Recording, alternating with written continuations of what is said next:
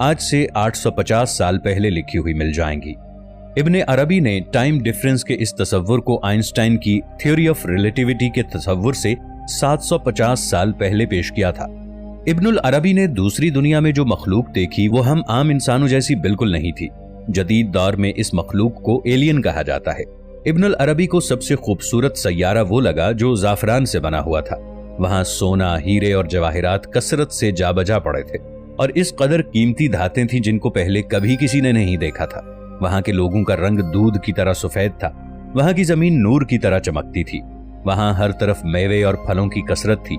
इस जमीन की एक खूबी ये थी कि अगर वहां से कोई फल तोड़ा जाता तो वो फौरन उसी जगह पर एक नया फल निकल आता था। वहां के लोगों में अमले तौलीद का तरीका नहीं था। वो लोग पौधों की तरह जमीन से निकलते थे। वहां के लोग न पानी में डूबते थे, न आग उन्हें कोई नुकसान पहुंचाती थी। और ये मखलूक जिस सैयारे में जिंदगी गुजार रही थी, इब्ने अरबी ने इस सैयारे को मरीख का नाम दिया। इब्ने अरबी के कौल के मुताबिक उन्होंने मरीख पर एक निशान छोड़ा है। आने वाले वक्तों में जब लोग तरक्की की मनाजिल तय करेंगे और जदीद टेक्नोलॉजी की बदौलत जब नई नई दुनिया दरियाफ्त करेंगे, तो तब लोग मरीख पर भी पहुंचेंगे। तो वो मरीख पर मेरे इस निशान को देखेंगे तो लोग जान लेंगे कि मेरा ये सफर हकीकत पर मबनी था। हो सकता है कि इब्ने अरबी ने खला में किसी वर्म होल का रास्ता खोल दिया हो और इसी वर्म होल के जरिए वो दूसरी दुनिया तक पहुंचे हों।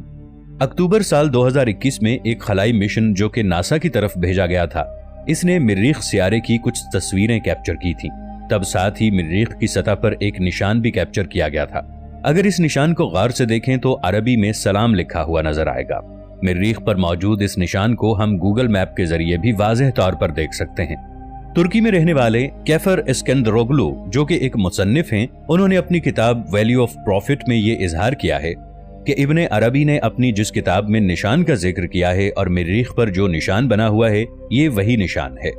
साइंसदानों के मुताबिक इब्नुल अरबी की किताब पर काफी रिसर्च की जा रही है और वो ये मालूम करने की कोशिश में है कि इब्नुल अरबी ने कायनात में दूर दराज के मकामात पर कैसे सफर किया और किस तरह वहां पहुंचे। ये एक ऐसा इल्म होता है कि इसमें जिस्म जमीन पर होता है मगर रूहानी तौर पर वो शख्स नींद की तरह किसी और दुनिया में मौजूद होता है। इसकी एक मिसाल हजरत सुलेमान अलैहिस्सलाम के दौर की है, जब यमन की शहजादी का तख्त पलक झपकते ही हजरत सुलेमान अलैहिस्सलाम के सामने हाजिर हो गया था। इसकी एक जीती जागती मिसाल हमारे सामने वाक़या मेराजुन नबी मौजूद है। ये एक ऐसा सफर था जिसमें हमारे प्यारे नबी हजरत मोहम्मद सल्लल्लाहु अलैहि वसल्लम एक लम्हे में सातों आसमान तक पहुंचकर वहां की सैर कर आए थे, मगर इसमें एक वाज़े फर्क था।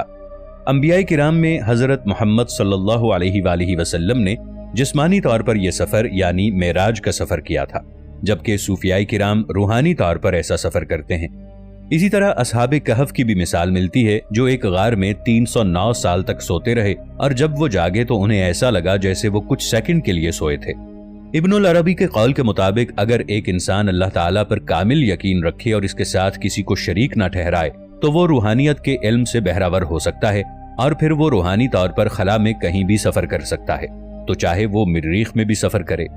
मरीख दरअसल पुराने वक्तों से ही सुर्ख सैयारे के नाम से मशहूर है क्योंकि इसकी सतह सुर्खी या जाफरानी रंग की है। इब्नुल अरबी ने इस दुनिया के मुतालिक भी लिखा था।